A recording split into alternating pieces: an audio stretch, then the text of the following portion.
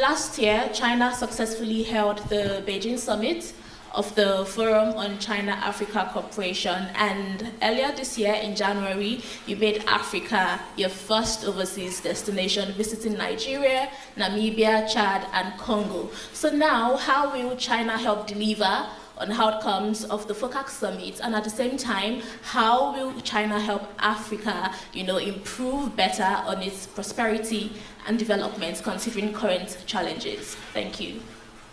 尼日利亚通讯社，去年中国成功举办中非合作论坛北京峰会，今年您新年首访非洲4国，包括尼日利亚。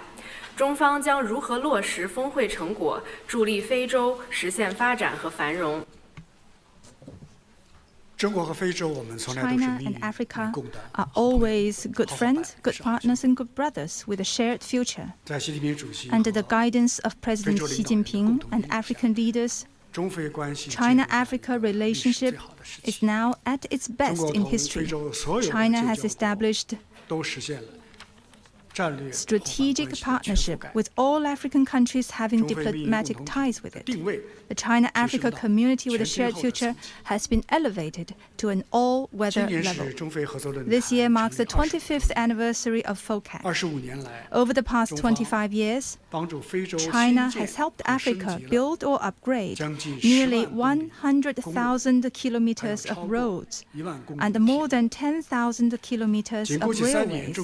In the past 3 years alone, Chinese enterprises created more than 1.1 million new jobs in Africa. China has remained Africa's largest trade partner for 16 consecutive years. To African brothers and sisters, China-Africa cooperation is visible, tangible, and truly beneficial.